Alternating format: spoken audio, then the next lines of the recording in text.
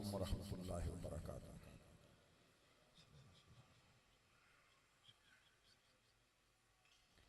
नहमदुहु व नुसल्ली व नुसल्लिमु अला सय्यदिना व मौलाना मुहम्मद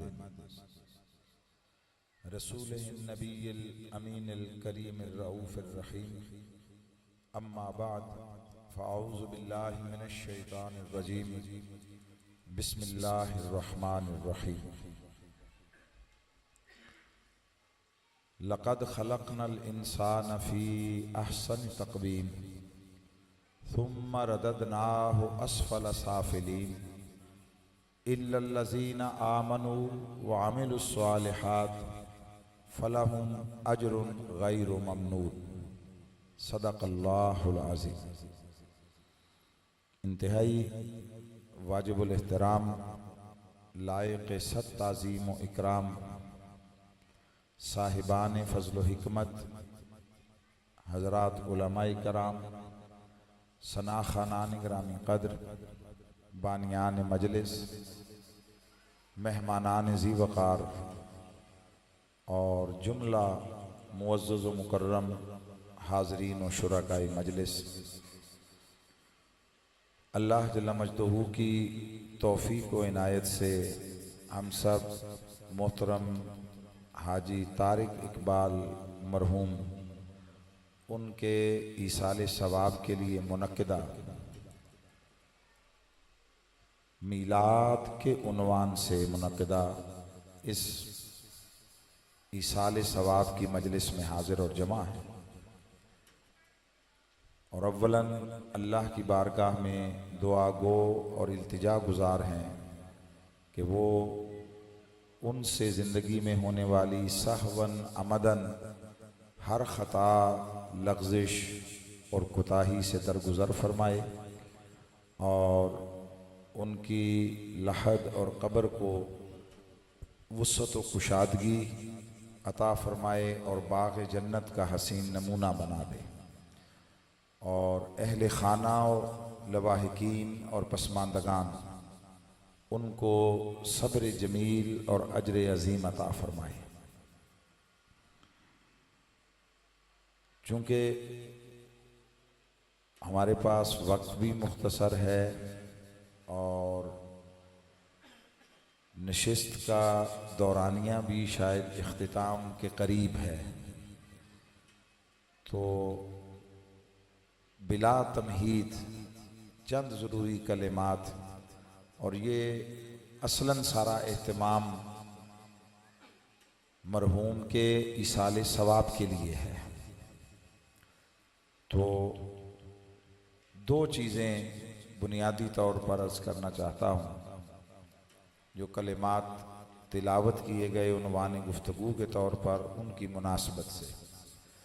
अल्लाह रब्बुल इज़्ज़त ने इरशाद फरमाया, बिस्मिल्लाहिर्रहमानिर्रहीम, लक़द ख़लक़नल इंसान फ़ी अहसनि तक़वीम, कि हमने इंसान को सबसे आला, सबसे बेहतरीन और उम्दा तरीक़ पर पैदा फरमाया। यानी तख्लीक़ इंसानी कायनात की जितनी मखलूक़ात हैं उन सब में आला तरीक़ पर है, मगर फिर सुम्मा रददनाहु अस्फल साफिलीन, फिर इसे हमने पस्तियों की तरफ उतार दिया और धकेल दिया, मगर उसमें से फिर इस्तिस्ना किया और फरमाया इल्लल्लज़ीना आमनू व अमिलुस्सालिहात, वो लोग उन पस्तियों में से बच निकले, वापस आए और मुकामे रफ़िया की तरफ उनको उरूज मिला, जिन्होंने दो काम किए, एक ईमान लाए और एक अमल सालेह इख्तियार किए। बस ये पहली शय है समझने वाली कि ईमान और अमल सालेह क्या है।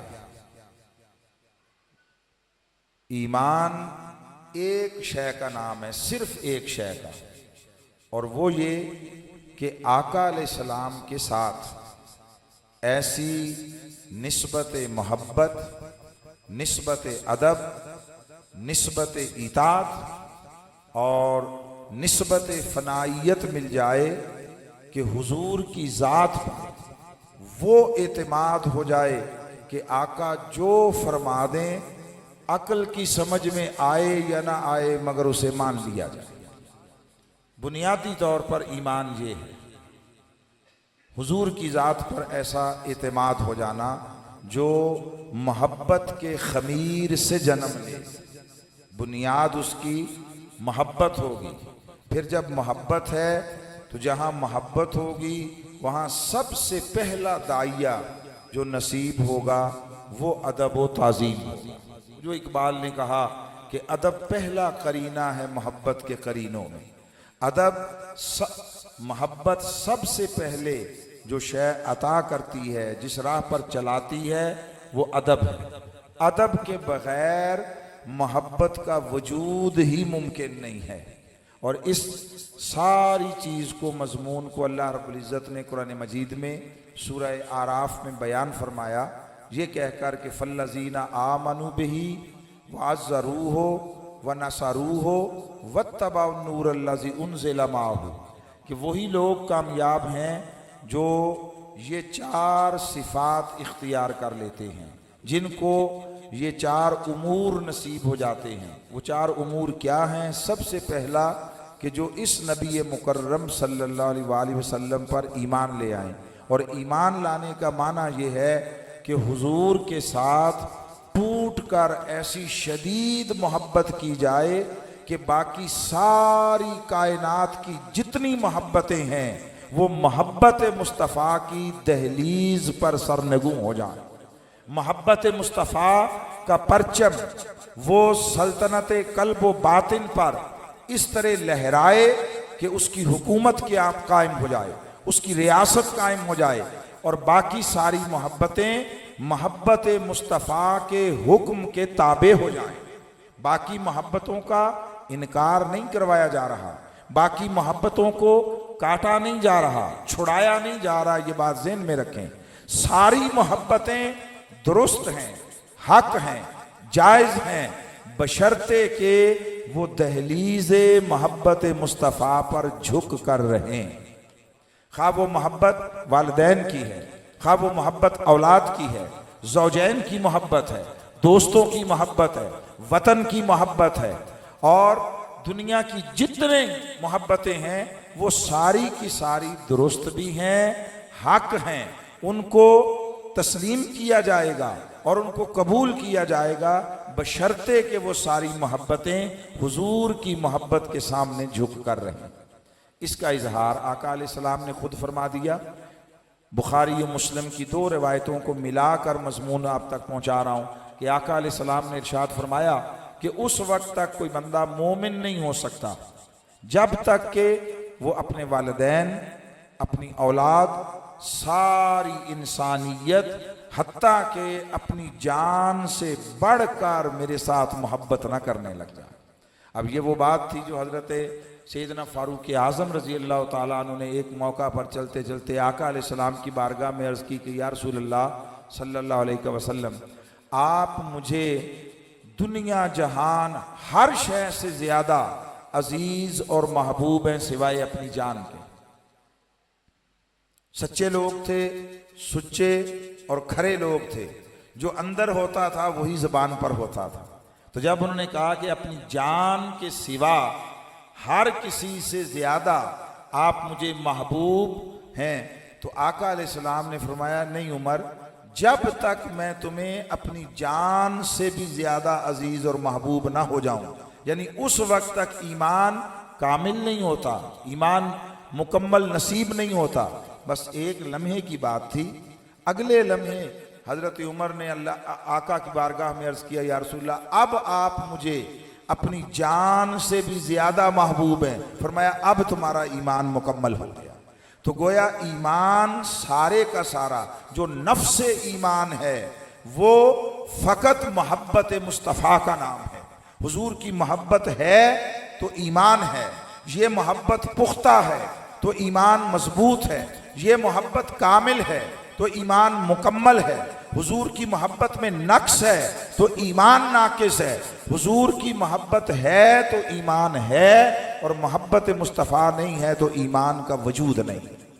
फिर उसके बाद अदब, आका अलैहिस्सलाम की नुसरत यानी हुजूर के दीन के बतौर निज़ाम ज़िंदगी, मुआशरे में क़याम के लिए जद्दोजहद, उसके बतौर निज़ाम ज़िंदगी निफाज व तनफीज़ की जद्दोजहद, उसकी मुआशरे में इम्प्लीमेंटेशन के लिए जद्दोजहद, ये दुनिया में कामयाबी अल्लाह की बारगाह से पाने के लिए बुनियादी शराइत में से है। मैं इस पर दो जुमले जो अर्ज करना चाहता हूँ कि हमारी बदकिस्मती ये है कि अल्लाह ने इस्लाम को दीन बनाकर उतारा था, हमने इसे मजहब की सतह पर लाकर खड़ा कर दिया है। अल्लाह ने कहीं पर इस्लाम को मजहब नहीं फरमाया, जहां कहा दीन कहा। इन्न दीना इंदल्लाहिल इस्लाम व रदीतु लकुमुल इस्लाम दीना। अल्लाह ने दीन बनाकर भेजा। हमने दुनिया में दीगर जो फलसफा है जिंदगी थे, जो तरीके हयात थे, उन सब का दर्जा मजहब का था, हमने इसे भी लाकर नीचे मजहब की सतह पर खड़ा कर दिया। अब दीन और मजहब में फर्क क्या है? मैं इल्मी लुग़वी बहसों की बजाय सादा आम फहम बात अर्ज करता हूँ कि जो फलसफा ज़िंदगी, जो नज़रिया हयात आपकी जुज़वी रहनुमाई करे और आप उसको कबूल कर लें, वो उम्र के किसी हिस्से और मरहले में या ज़िंदगी के किसी शोबे और गोशे में जो जुज़वी रहनुमाई करे पार्शली, वो होगा मजहब। खा वो अकायद के बाब में, आमाल के बाब में, सरगर्मियों के बाब में, तालीम के बाब में, माइशत के बाब में, वो मज़ाहिब होंगे, मज़ाहिब होंगे। दीन वो कहलाएगा जो पैदाइश से लेकर मौत तक तमाम मराहले उम्र में और तमाम गोशाहाए ज़िंदगी में आपकी इस तरह रहनुमाई करे कि आपको किसी और तरफ भी देखने की हाजत से बेनियाज कर दे, उसको दीन कहते। इस्लाम दीन था, असलन दीन है। अब हमने ही उसे मजहब की सतह पर लाकर खड़ा कर दिया तो नतीजतन हम मुख्तलिफ पहलुओं से दाएं बाएं इधर उधर तकते हैं। हमें तालीम के लिए कहीं और से नज़रियात चाहिए, हमें मईशत के लिए कहीं और से रहनुमाई चाहिए, हमें सियासत के लिए किसी और तरफ से मदद चाहिए, हमें करंट अफेयर्स के लिए, मुआशरत के लिए, इंतज़ामी उमूर के लिए हम सारी दुनिया की तरफ दर दर पे की तरफ तकते फिरते हैं। और वो जो अल्लाह ने ख़जाना अजीम अता किया है इस्लाम की शक्ल में, एक मुकम्मल निज़ाम ज़िंदगी की सूरत में, उसकी तरफ कभी निगाह उठाकर नहीं देखा। और उसकी बड़ी सादा सी मिसाल और दलील हम में से कितने हैं जो कुरान मजीद को, जिसे अल्लाह ने ज़ाब्ता हयात के तौर पर उतारा है, उसे कभी समझ कर पढ़ने की कोशिश की हो। हमारी ज़िंदगियाँ गुजर जाती हैं, हम पैदाइश से मुख्तलिफ क्लासें, जमातें, मज़ामीन, कोर्सेज, दर्जे वो तय करते चले जाते हैं। मैट्रिक हो गया है, इंटर ग्रेजुएशन हो गई है, पोस्ट ग्रेजुएशन हो गई है, हमारी एमफिल हो गई है, पीएचडी हो गई है, प्रोफेशनल कोर्सेज हो गए हैं। दुनिया जहान के जितने टफ और मुश्किल चीज़ें हैं वो सारी हम हासिल कर लेते हैं, पढ़ लेते हैं, समझ लेते हैं। और उसके लिए सैकड़ों नहीं हजारों किताबें पढ़ते रहते हैं और हमेशा समझकर पढ़ते हैं, क्योंकि उसको हमने प्रैक्टिकली लाइफ में एडॉप्ट करना होता है। उससे हमारी दुनियावी जिंदगी की कामयाबियां वो उसके साथ मशरूत हैं। और वो एक किताब जो रब्बे ज़ुल जलाल ने नस्ल दर नस्ल क़यामत तक के लिए निसाब जिंदगी बनाकर भेजी है, उस एक किताब को पढ़ने का ना हमारे पास वक्त होता है, ना हमारे पास तवज्जो है, ना वसाइल हैं, और ना हम उसकी ज़रूरत महसूस करते हैं।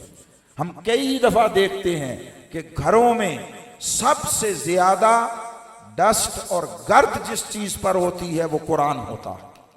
इसका माना ये है कि हम तवील अरसों तक कभी उसको उठाकर पढ़ने की ज़रूरत महसूस नहीं करते। अच्छा, अगर उठा लें पढ़ लें कभी, तो फिर वो एक अजीब अलग अलमिया है कि हमने जब भी इसे उठाकर पढ़ना है सवाब के लिए पढ़ना है, कभी हिदायत के लिए नहीं पढ़ना। और अब तो मैं माफ़ी चाहता हूँ, अब ये मजलिस भी इसाले सवाब की है, अब तो हमने इसे सिर्फ इसाले सवाब के लिए ही रख छोड़ा है। अब तो हुसूल सवाब भी कहीं मकसूद नहीं रहा। अगर वो भी होता तो हम रोज़ कोई थोड़ा बहुत पढ़ते।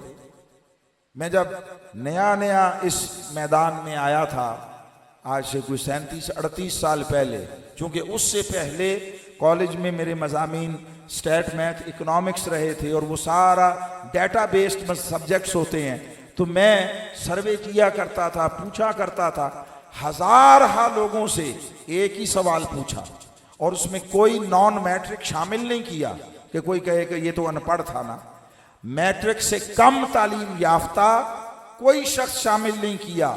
हजार लोगों से एक ही बात पूछी कि क्या आपने कभी जिंदगी में एक बार, ये सारे जवान नहीं थे, इसमें 50-60 70 साल की उम्र के लोग भी, जो बड़े अच्छे प्रोफेशनल डिग्री होल्डर्स थे, जो अपने अपने शोबों के मास्टर्स थे और मुख्तलिफ आला मनासिब पर काम करते रहे, उनसे पूछा कभी जिंदगी में सिर्फ एक बार तर्जुमे के साथ समझकर तसलसल से कुरान पढ़ा?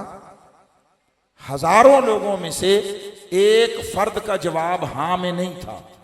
पहले शुरू में, आज से 20 साल 25 साल पहले तक मैं इज्तिमाआत में भी पूछ लेता था, फिर छोड़ दिया कि अपने लिए और दूसरों के लिए शर्मिंदगी का सामान होता है।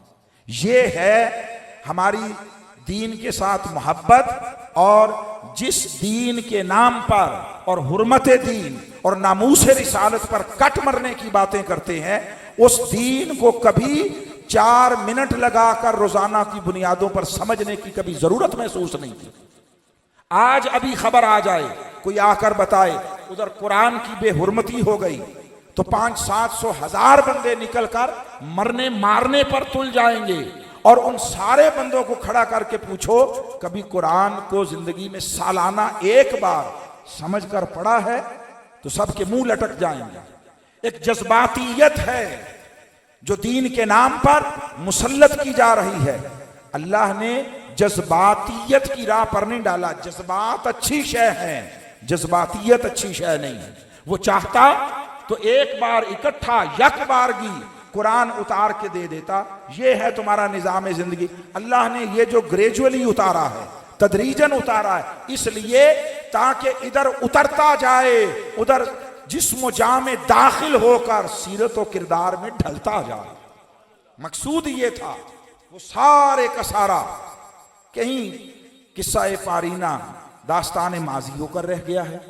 सो ये अब हमारे यहाँ बहुत सारे मौलवियों के यहाँ झगड़े भी हैं, उस पर मुनाजरे भी हैं, सारा कुछ। सबब फकत एक है कि हमने कुरान को पढ़ना छोड़ दिया और दीन को समझना छोड़ दिया। ये दौरे गुलामी का तोहफा है जो 300-400 साल से हमारे ऊपर मुसल्लत है। जोग्राफियाई आज़ादियाँ नहीं होती। आज़ादी असल में फिक्र की है, आज़ादी असल में सोच की है, आज़ादी इरादों की है, आज़ादी कल्ब व बातिन की है। अगर अफकार आज़ाद नहीं है तो खित्तों की आज़ादी से कुछ नहीं मिला करता।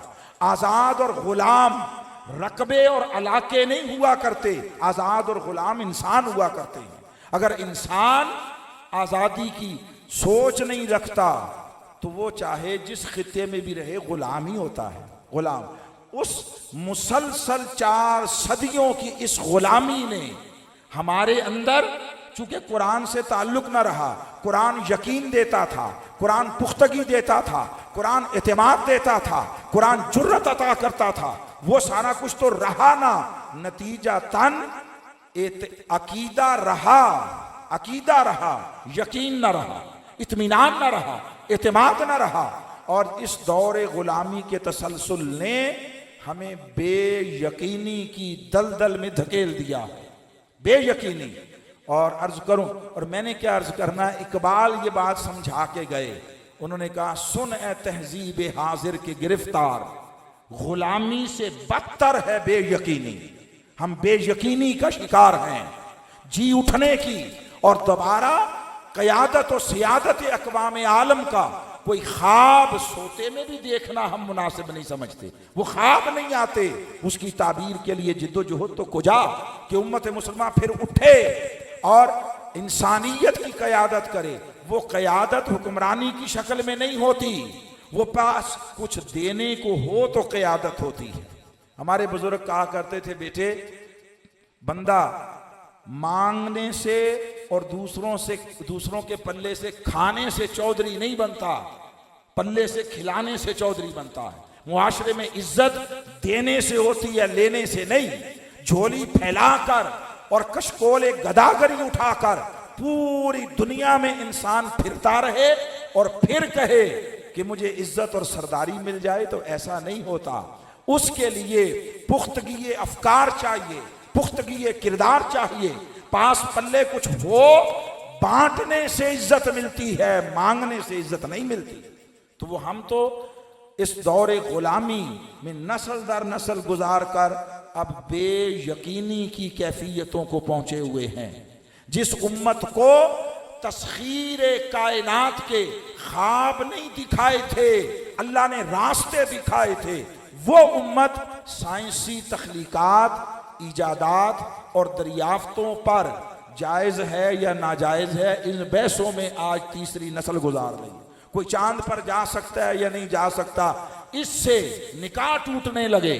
अंग्रेजी पढ़ने लिखने सीखने से निकाह टूटने लगे।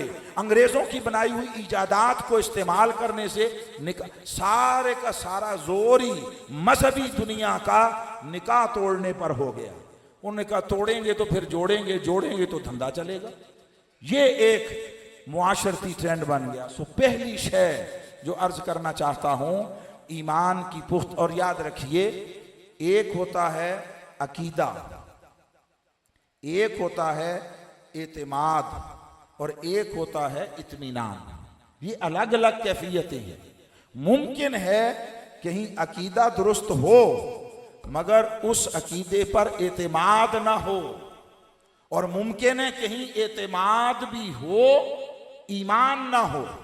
उसकी मिसाल कुरान मजीद से देता हूं और उलुल अज़्म रसूल हजरत सैयदना इब्राहीम अलैहिस्सलाम, उनकी बात बताता हूं। उन्होंने अल्लाह की बारगाह में अर्ज किया, मौला रब्बे अरनी कैफ तुह्यिल मौता, मुझे बता तू मुर्दों को कैसे जिंदा करता है या करेगा।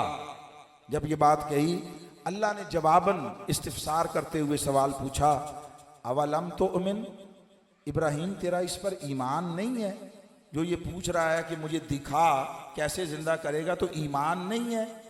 अब हजरत इब्राहीम अलैहिस्सलाम ने जवाब दिया और अल्लाह ये मुकालमा हम तक पहुंचा रहा है। अल्लाह ने जवाब दिया, हजरत इब्राहीम अलैहिस्सलाम ने जवाब दिया, बला ईमान है मेरा इस बात पर, वला किल यतमइन्ना कल्बी, मगर मैं चाहता हूं मुझे इत्मीनान कल्ब नसीब हो जाए। वो जो इत्मीनान कल्ब है वो मुशाहदे से होता है, वो बयान करदा अफकार व नजरियात में ग्राउंड रियलिटी की शक्ल में, दुनिया में एक हकीकी वजूद की शक्ल में देखकर फिर ईमान इत्मीनान के दर्जे पर पहुंचता है। आज जो कुछ कुरान में पढ़ते हैं, अगर वो पढ़ भी लें तो वो इत्मीनान का बायस नहीं बनता, इसलिए कि जो कुछ कुरान में बयान किया है अमली जिंदगी में हमें दिखाई नहीं देता। अल्लाह रब्बुल इज्जत ने इरशाद फरमाया कि वह अंतुमुल आलौन इन कुंतुम मुमिनीन, अगर ईमान वाले हो तो गालिब तुम ही आओगे।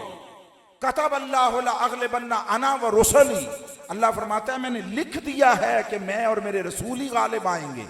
और जब ज़ाहिर हयात में कोई रसूल नहीं तो उनका दिया हुआ निज़ाम जिंदगी, उनका दिया हुआ तरीके हयात वो गालिब आएगा। वो आज कहाँ दुनिया में दिखाई देता है, उसका कहीं वजूद नहीं है। इस्लाम किताबों में है, इस्लाम तकरीरों में है, निज़ाम जिंदगी के नारे और दावे लफ्जों में है। दुनिया में कौन सा खित्ता ज़मीं है जहां इस्लाम निज़ाम ज़िंदगी के तौर पर एग्जिस्ट करता हो और उसे आलम इंसानियत के सामने बतौर मिसाल पेश किया जा सके, उसका कहीं दुनिया में वजूद नहीं है। उसके लिए हाज़रीन मोहतरम, मैं इस मौका से फ़ायदा उठाते हुए ये अर्ज़ करना चाहता हूँ कि खुदा के लिए, अल्लाह और रसूल का वास्ता, कुरान को रोज़ाना की बुनियादों पर समझ कर पढ़ना शुरू कीजिए। आपके ज़िंदगी के अफकार से लेकर ज़िंदगी के मामलात तक में तब्दीली आएगी। आपकी बहुत सारी मोहताजियों से जान छूट जाएगी। अब दूसरा पहलू उसका अर्ज करता हूँ, अगला और इख्तिताम की तरफ जाता हूँ, और वो ये है कि जब चूंकि हमने दीन को समझा नहीं है, जाना नहीं है, इसलिए मोहताजियाँ हैं। इस महराब से जो कह दिया जाए, यहाँ के बैठने वालों ने उसे दीन समझा, उस महराब में महराब से जो कुछ सुना उसे सुनने वालों ने उसे दीन समझा, जो मैंने बताया वो दीन समझा, किसी और ने बताया वो दीन। हमारा दीन के साथ बीइंग दीनदार, बीइंग उम्मती और बीइंग मुस्लिम अपना तो कोई ताल्लुक नहीं जुड़ा है। हमने तो अपनी सारी एक्टिविटीज़ वो अपनी मईशत, अपनी ज़ाती अगराज और मकासद उनको पूरा करने के लिए रख जोड़ी है। दीन को समझना हमारी प्रायोरिटी नहीं है कहीं। उस बिना पर फिर नफ़रतें कदूरतें, आप अंदाज़ा कीजिए, ये वो दीन है। मैंने अर्ज़ किया ना, दीन की तारीफ़ ये है जो पैदाइश से मौत तक आपको मुकम्मल रहनुमाई फराहम करे, हर मरहला उम्र, हर गोशा ज़िंदगी में। आप ये आपका मामूल है, जानते हैं, मैं सिर्फ तवज्जो दिला रहा हूँ। आप अंदाज़ा कीजिए, ये वो दीन है कि जो कोई इस दुनिया को छोड़कर चला जाए, ये उसके साथ भी ला ताल्लुकी नहीं इख्तियार करने देता, उसके साथ भी। और जो दीन चले जाने वालों से ताल्लुक तोड़ने की इजाज़त नहीं देता, उस दीन के मानने वाले वो आपस में उलझें, आपस में एक दूसरे के साथ सर फटोल करें कि वो मरने वाले के लिए दुआ, इसाले सवाब वगैरह वगैरह होना चाहिए या नहीं होना चाहिए। हमसे लोग पूछते हैं, मैं सादा बात कहता हूँ कि भाई मेरी नज़र में तो कोई शख्स मरने वाले के लिए इसाले सवाब का इनकार करने वाला मैंने दुनिया में नहीं देखा, ज़िंदगी में नहीं देखा, ना मिला, ना मैंने पढ़ा कि कोई इसाले सवाब कहते हैं। बहुत सारे लोग हैं, मैं कहता हूँ हर कोई शख्स, कोई भी शख्स जो मैयत पर नमाज जनाजा पढ़ने का कायल है, वो इसाले सवाब का इनकार कैसे कर सकता है? जो नमाज जनाजा पढ़ता है वो कैसे इनकार कर सकता है? नमाज जनाजा मैयत का अपना अमल तो है नहीं, बाकियों ने पढ़ा। जो बाकियों ने पढ़ा उनसे पूछो किस लिए पढ़ा है? ये हुसूल सवाब के लिए नहीं था, ये इसाले सवाब के लिए था, ये मैयत के लिए था।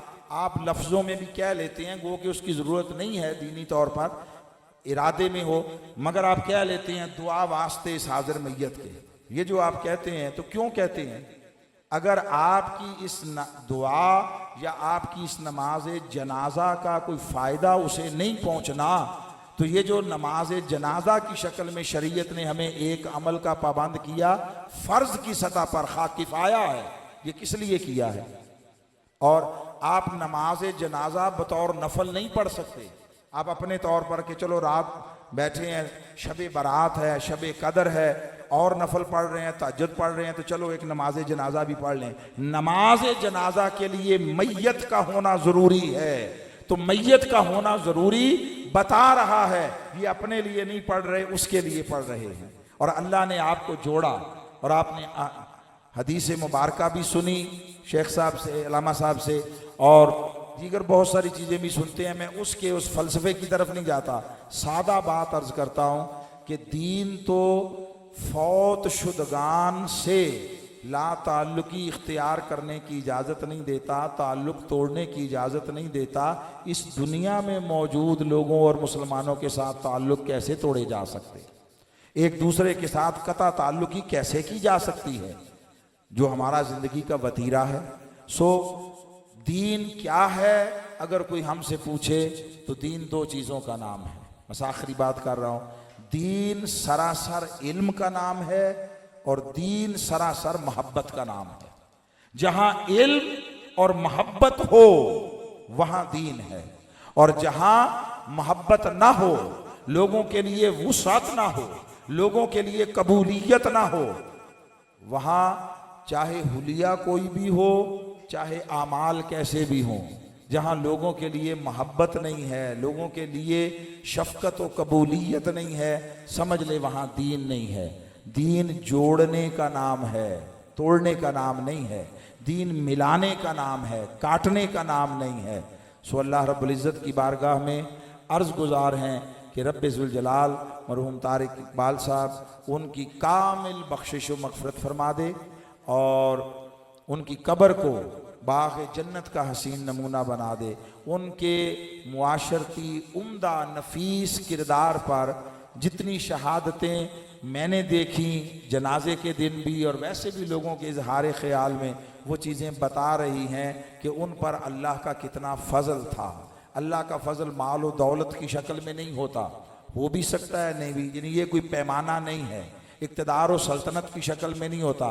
अल्लाह का फ़ज़ल ये है कि जिस पर हो जाए वो उसे अपनी तरफ इबादत व इताअत के ताल्लुक़ में जोड़ लेता है, अपनी मखलूक के साथ मोहब्बत व खिदमत के ताल्लुक़ में जोड़ देता है। रब्बे ज़ुल जलाल हम सब पर अपना करम फरमाए और हमें दीन का फ़हम और अमल की तौफ़ीक़ अता फरमाए। वमा अलैना इल्लल बलाग।